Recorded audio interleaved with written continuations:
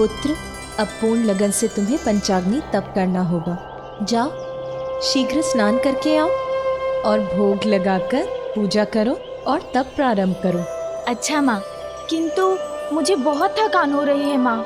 जिन्हें थकान विचलित कर दे उन्हें भगवान प्राप्त नहीं होते पुत्र। कर्म ही जीवन का मर्म है। अथक परिश्रम से तुम अपने लक्ष्य तक पहुंच सकोगे। स्मरण रहे, यदि भोजन या निद्रा का विचार भी तुम्हारे मन में आया तो तुम्हें पुनः स्नान करके भोग लगाना होगा, पूजा करनी होगी और फिर अपना तप प्रारंभ करना होगा। उचित है माँ, मैं अभी स्नान करके आया।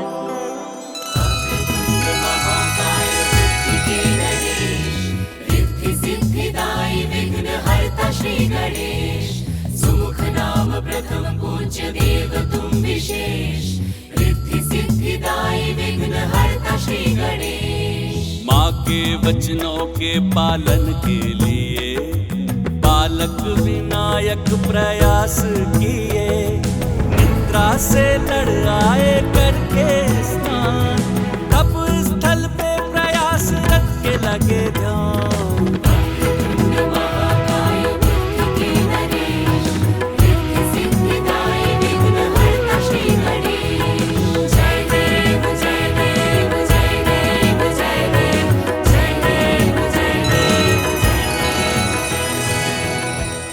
उमा, क्या देख रही हो?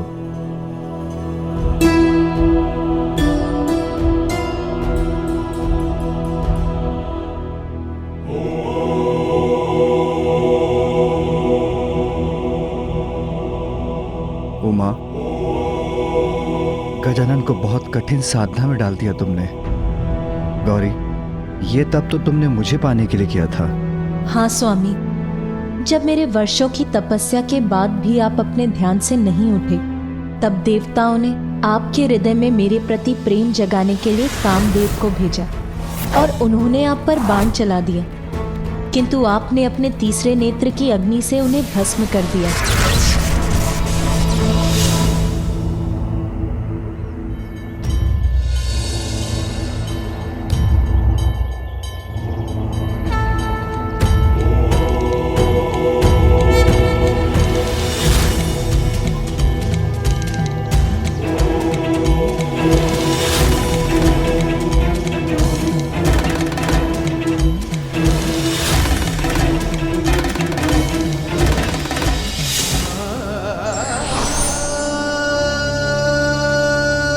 किंतु तब देवश्री नारद ने मुझे समझाया कि देवी सती को खोने से विचलित होकर संसार से पूर्ण रूप से विरक्त हो गए हैं आप, इसीलिए कठोर तप से ही आपकी विरक्ति के भाव को मिटाया जा सकता है। मुझे बताया कि पंचाग्नि तप ही है एकमात्र उपाय, और मैंने भी ठान लिया कि मैं सभी कठिनाइयों का सामना करूंगी, किंतु इस कठोर तप को अवश्य पूर्ण करूंगी।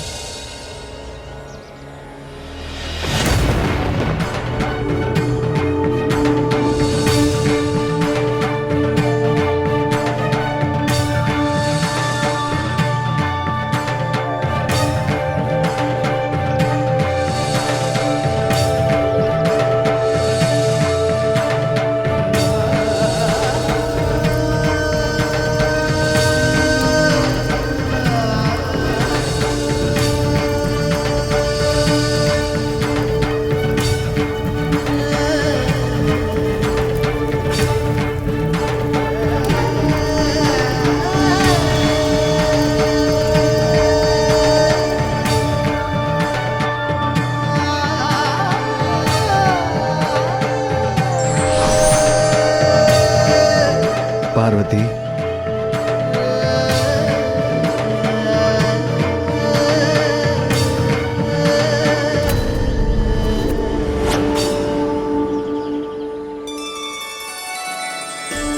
पार्वती, मैं तुम्हारे तप से प्रसन्न हुआ।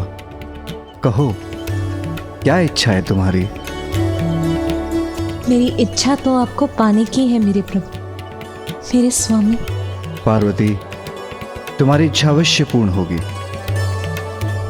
तुम अपने माता पिता के पास उनके निवास स्थान लौट जाओ। उचित समय आने पर मैं तुम्हारा वरण करने स्वयं आऊंगा। आदि शक्ति जगत जननी हूं मैं, और ये मुझे उस तप को पूर्ण करने के बाद ही ज्ञात हुआ, और मैंने आपका सानिध्य भी पाया। किंतु गजानन तो अभी बालक है स्वामी, कहीं मैं उसके साथ आवश्यकता से अधिक कठोर तो नहीं हो रही हूं? आपका पुत्र तो स्वयं परम ब्रह्म है, महागणपति है उमा। वो भी अवश्य इस तप के माध्यम से अपनी कुंडलिनी को जागृत कर अपना वास्तविक परिचय प्राप्त करेगा। हाँ स्वामी, अवश्य सफल होगा वो। मुझे यहाँ से दीपक की लौ दिखाई दे रही है स्वामी। और मुझे गजानन, वो अपने ही तप में लीन है।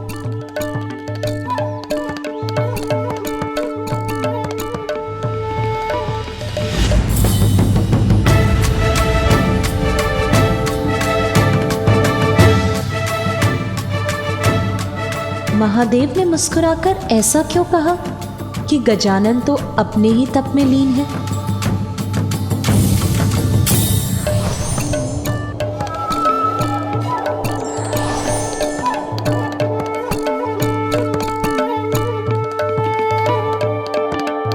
तो ये था आपका संकेत स्वामी?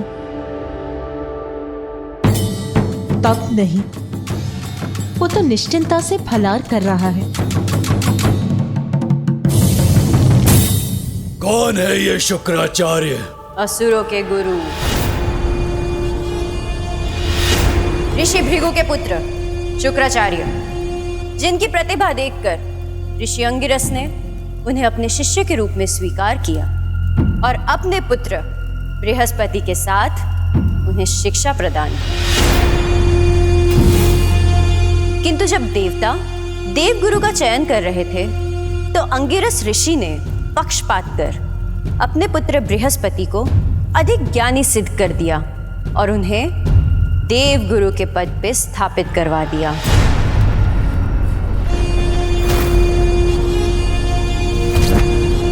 किंतु शुक्राचार्य बिना योग्यता के ही असुरों के कुलगुरु नहीं बने। अपने गुरु के पक्षपात से आहत होकर उन्होंने महादेव की घोर तपस्या की।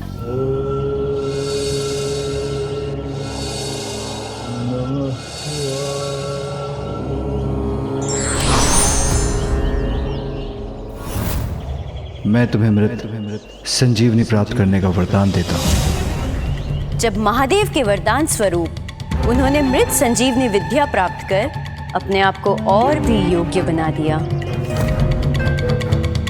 तब से अब तक असुरों के कुल गुरु के पद पर स्थित है गुरु शुक्राचार्य।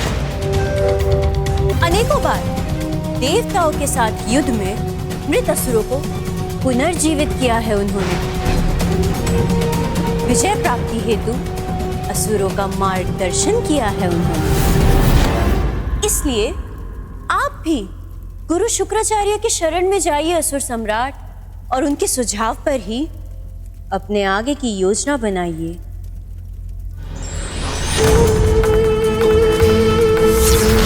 जाऊंगा, अवश्य जाऊंगा मैं गुरु शुक्राचार्य के पास।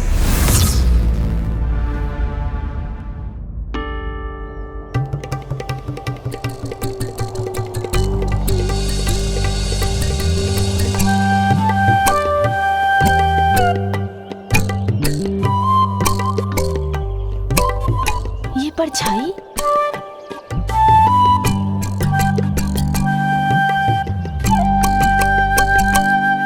सुन जी, माँ है ना?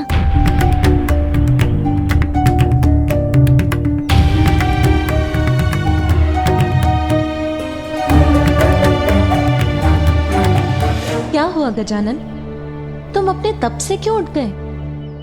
और ये फल, ये पूजा की सामग्री?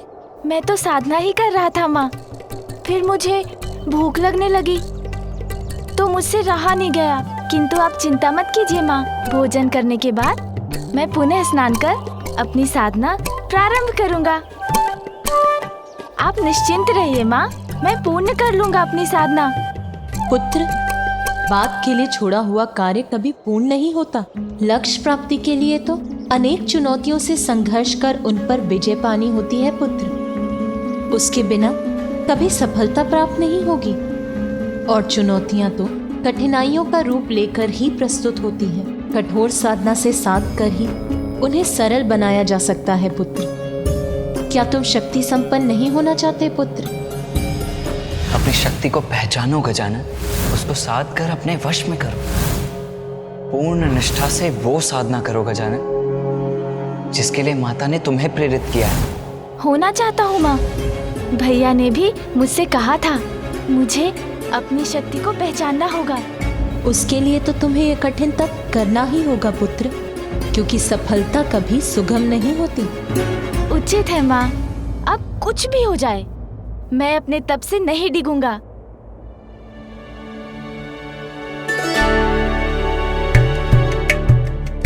माँ, यदि आपकी अनुमति हो तब प्रारंभ करने के पूर्व ये लड्डू और खा लूं।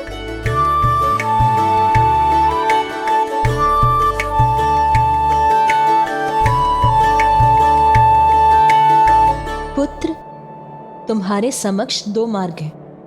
एक जिसका परिणाम जीवन भर बिना स्वयं को जाने कैलाश में बैठकर लड्डू खाना, और दूसरा इस कठोर साधना को पूर्ण कर अपने भीतर छिपी अपार शक्ति का परिचय पाना। पुत्र, तुम किस मार्ग पर चलोगे उसका चुनाव तो तुम ही करोगे पुत्र। किंतु इतना स्मरण रखना पुत्र, जो स्वयं को पहचानने में असमर्थ हो जाते हैं वो जगत में अपनी कोई पहचान नहीं बना पाते। तुम्हारा आग्रज कार्तिकेय देव सेनापति है, भली भांति परिचित हैं देवता उनके सामर्थ्य से। इसीलिए स्वयं देवराज इंद्र उनसे सहायता लेने की गुहार लगाने यहाँ आए थे। वही देवराज इंद्र जिन्होंने देवता के पद पर तुम्हें स्थापित करने के मेरे प्रस्ताव को अस्वीकार किया था। तुम्हें स्मरण है ना पुत्र? इस संसार में अनेकों बालक हैं कि हम उन्हें सुरक्षित करने मात्र उन्हें देवत्व प्रदान करते।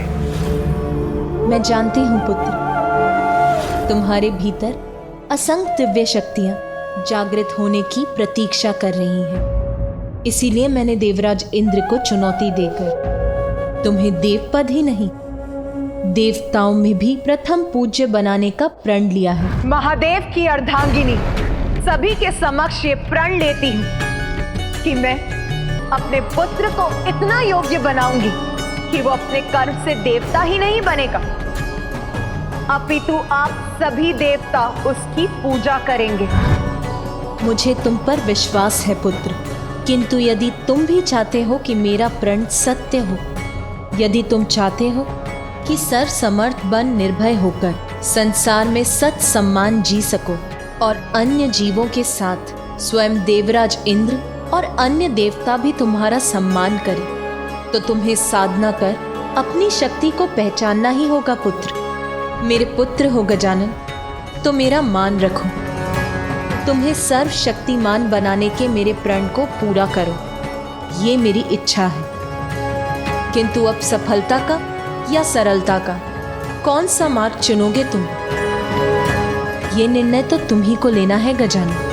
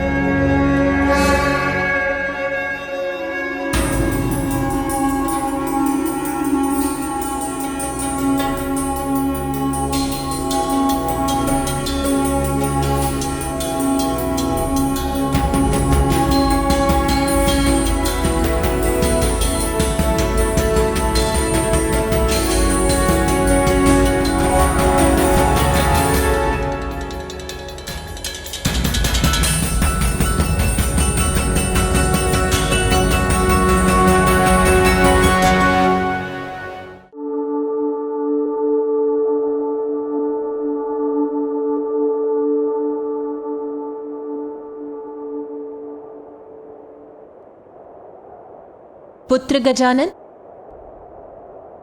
पुत्र गजानन,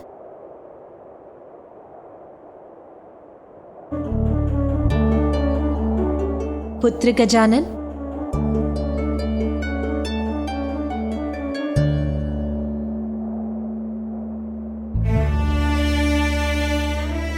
पुत्र गजानन, सूर्यास्त हो गया, संध्या हो चली है पुत्र। संध्या भी हो गई माँ, मुझे तो पता ही नहीं चला। आज की साधना पूर्ण हुई गजानन। अब भवन चलो और भोजन कर विश्राम कर लो पुत्र। बड़ी विचित्र बात है, आज मेरे जीवन में प्रथम बार मुझे भूख का आभास तक नहीं हुआ। आश्चर्य है।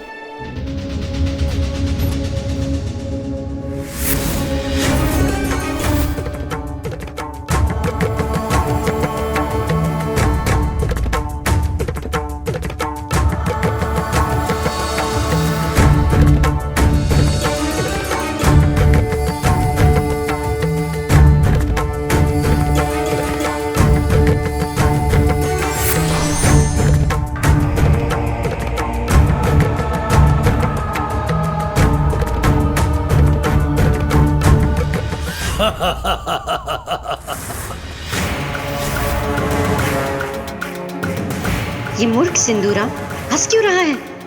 कहीं इसकी बुद्धि तो नहीं फिर गई है? बुढ़िया सिंगिका, किसके पास ले आई हो मुझे?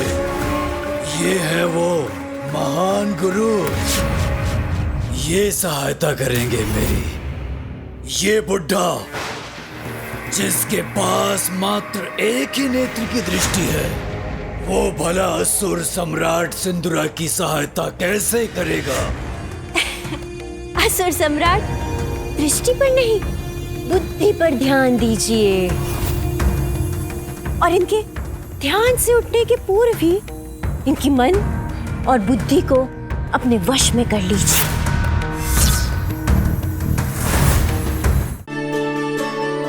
आहा, स्वादिष्ट मोदक।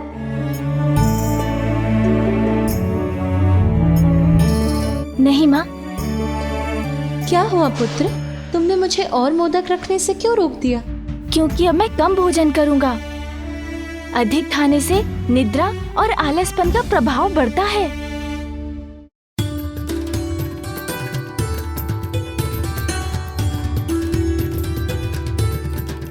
लो पुत्र।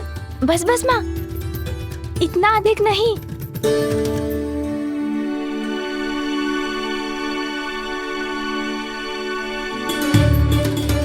और थोड़ा लो पुत्र। बस, और नहीं माँ।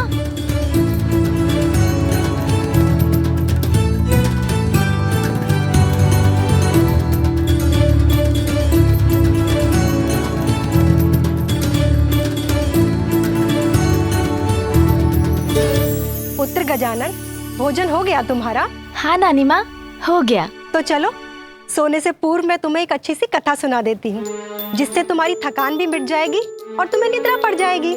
नहीं नानी माँ, कथा सुनने का समय नहीं है मेरे पास। मुझे तो अभी सोना है, क्योंकि अभी नहीं सोऊंगा तो भोर होते ही कैसे जागूंगा।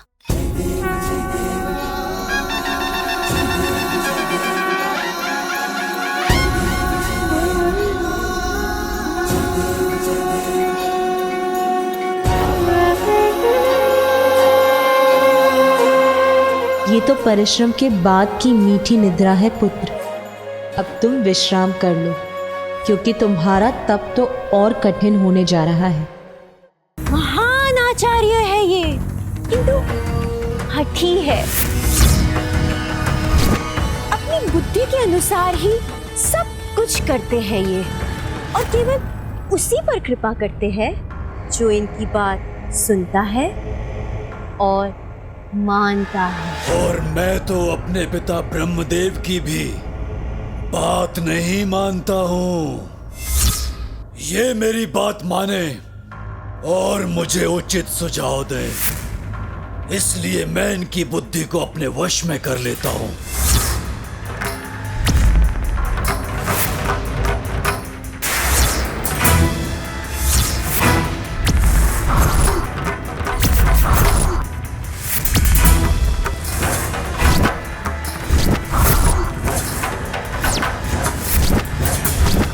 मैं असुर सम्राट सिंदूरा तुम्हें आदेश देता हूँ, तुम मेरी सेवा करोगे, मेरी सेवा करोगे तुम। जो भी हो तुम, जो ये धृष्टता करने का दुस्साहस कर रहे हो, जान लो मैं असुरों का गुरु हूँ और मैं किसी की सेवा नहीं करता।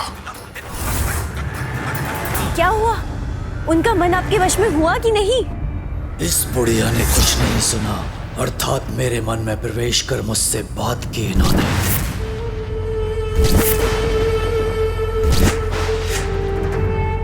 उचित सोच रहे हो तुम। बहुत अहंकार है ना अपनी शक्तियों का तुम्हें।